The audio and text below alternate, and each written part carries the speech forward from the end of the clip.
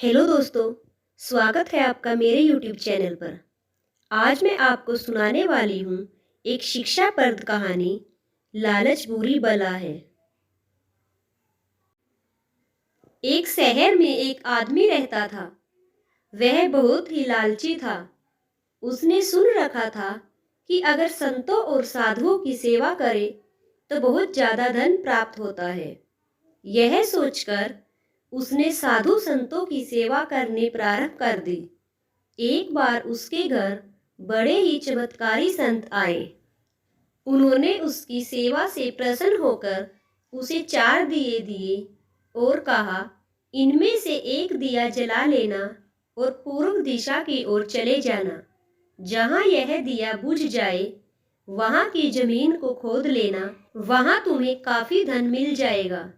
अगर फिर तुम्हें धन की आवश्यकता पड़े तो दूसरा दिया जला लेना और पश्चिम दिशा की ओर चले जाना।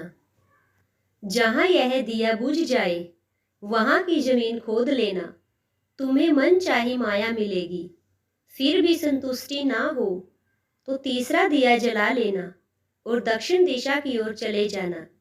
उसी प्रकार दिया बुझने पर जब तुम वहाँ की जमीन खोदोगे तो तुम्हें बेअंत धन मिलेगा। तब तुम्हारे पास केवल एक दिया बच जाएगा और एक ही दिशा रह जाएगी। तुमने यह दिया न ही जलाना है और न ही उसे उत्तर दिशा की ओर ले जाना है। यह कहकर संत चले गए।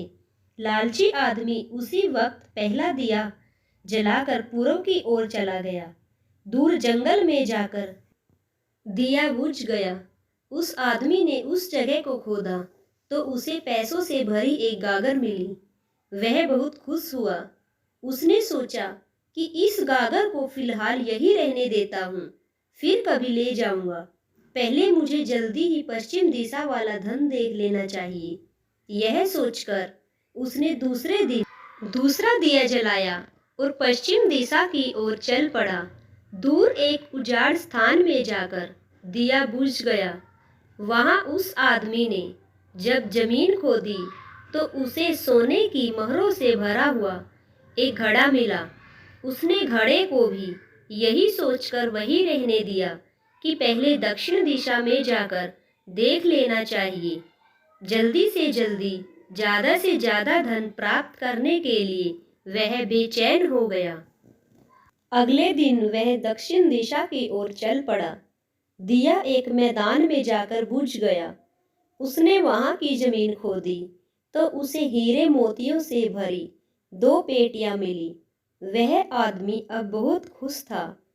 तब वह सोचने लगा, अगर इन तीनों दिशाओं में इतना धन पड़ा है तो चौथी दिशा में इनसे भी ज्यादा धन होगा। फिर उसके मन में ख्याल आया कि संत ने उसे चौथी दिशा की ओर जाने के लिए मना किया है। दूसरे ही पल उसके मन ने कहा, हो सकता है उत्तर दिशा की दौलत संत अपने लिए रखना चाहते हों। मुझे जल्दी से जल्दी उस पर भी कब्जा कर लेना चाहिए। ज्यादा से ज्यादा धन प्राप्त करने की लालच ने उसे संतों के वचनों को दोबारा सोचने ही नहीं दिया। अगले दिन उसने चौथा दिया जलाया और जल्दी जल्दी उत्तर दिशा की ओर चल पड़ा। दूर आगे एक महल के पास जाकर दिया बुझ गया। महल का दरवाजा बंद था। उसने दरवाजे को धकेला तो दरवाजा खुल गया। वह बहुत खुश हुआ। उसने मन ही मन में सोचा कि यह महल उसके लिए ही है।